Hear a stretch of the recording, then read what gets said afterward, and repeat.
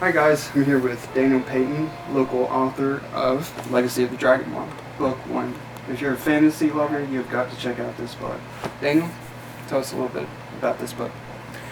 Legacy of Dragonwand is a young adult fantasy.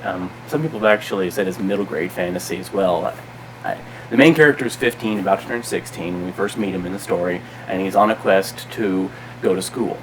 And in Galanor, all children, once they are about to turn 16, have the right to choose where they apprentice, and he's chosen to go to be a wizard. And to become a wizard, to go to the school, you have to get a letter from a actual wizard to get in. Well, he can't find one until he finds a man named Tolan. And Tolan doesn't give him a letter, he gives him a mission to find the last Dragonwand, which is that right there. And the Dragonwand is being sought by bad people, and Marcus needs to keep it out of their hands. Well, it's lost. It's been lost for 1,000 years. Unfortunately, he has to evade all the security. He has to evade the king. He's running across his kingdom because all the other wizards have been imprisoned. They're in what's called the Pale Labyrinth, which is literally a wizard prison. And on his way, he meets up with a girl and her adopted parents. They're all Raki, a dog people who live in the forests, the blue forests around Galanor. And they too are contending with all the bad that's happening in the lands. And she is also a wizard. And her parents were put into this Pale Labyrinth, and her dream is to get them out. So she joins with Marcus on this quest because they believe finding the Dragonwand will free the wizards and end the tyranny of the king and of his head wizard. The story goes off on all kinds of whirlwind adventure, and there's a little romance, there's lots of humor in it. Her adopted father is hilarious, as I say so myself. It's a unique story of adventure, and I can tell you that book 1 will leave you hanging. Awesome. So tell us a little bit about the inspiration behind this and the Dragonwand itself. Okay, the inspiration behind it, that original inspiration was when I first started writing this book, I was challenged to write a short story but do it in high fantasy. Now, I'm not great at short stories. I write too big. I write too much. But I told myself I'm going to do it. And my inspiration was I had this. I always pick up unique things. And I had this I got from Dollywood from an artist who made bubble wands. And that's what that is a bubble wand.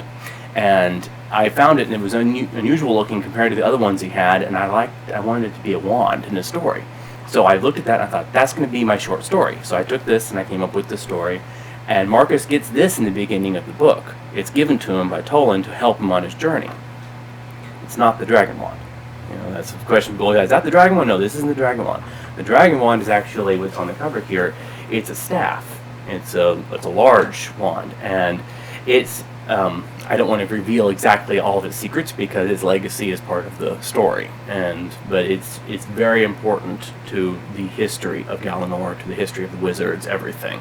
And unfortunately, it's extremely powerful. If the bad guys get it, bad things will happen. The good guys get it, they'll stop them. It's all centers around getting to that first. That's great. That's great. So this book is currently climbing ranks on Amazon as we speak, which is amazing. Very happy for you on that. So this is book 1 of a trilogy, correct? And you can check this out on. You can buy it on Amazon. We'll also put a link at the end of the video for more information and Daniel's Facebook page. So you also can find the book on Barnes & Noble, and you can get the ebook through many other sellers out there. It's been dispersed through many of those, but you can get the print book through anywhere you can get print books. In fact, if you go into your local Barnes & Noble or other bookstores and ask them to order it, they can order it. It is quite available. Awesome. So, okay, Daniel, thank you so much. Thank you. This was the actual first picture for the book, and I draw all the pictures of my characters and of places, and I drew this one probably 2 years before I wrote the book, and it wasn't for Dragonwand. I just draw. It's my hobby. I like to just sit down and sketch and draw. Well, as I was writing the book, I needed the main character to encounter people, and I always, in fantasy, it's always they encounter other wizards or elves, or it's just generic. Well, I wanted something unique, so I found this picture and thought he's going to encounter this person and his people. And so I created the Raki, which are a dog people of Galanor. And they're master archers, they live in forests, and they love chicken. And that's a big part of the story. They love chicken stew. And as I was working on the book, I also was working on this here. I do stitching and embroidery. This is called Blackwork. This is a pattern. It's called Blackwork Dragon, and I cannot tell you off the top of my head who's the designer, but it's a wonderful designer, wonderful design. And after I finished this, I was inspired by it to draw this, the dragon, for the story. And if you want to see, this is the original drawing right here. This was the original sketch I drew on paper, and then I colored it in and watercolored it so I could make the coloring for it. And the dragon shows up later. He's not in the first book, but you will meet the dragon in the story. Treb, as I was drawing, that's his name. His name's Treb.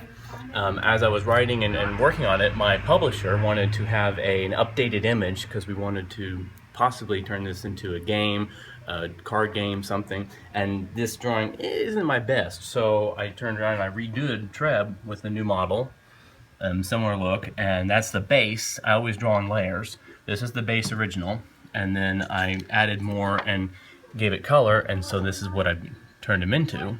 This is the new Treb for the story. And so this is I do my drawings, I do my characters. I don't always draw all my characters. Sometimes like him beforehand, sometimes like this afterwards. I haven't actually even drawn the main character, Marcus, quite yet. I've done a few sketches I didn't care for, but soon I'm going to come up with a good figure for Marcus as the character. So the drawing doesn't exactly go hand in hand with the story, it just qualifies it and helps it look better at times. So that's the artwork of my work.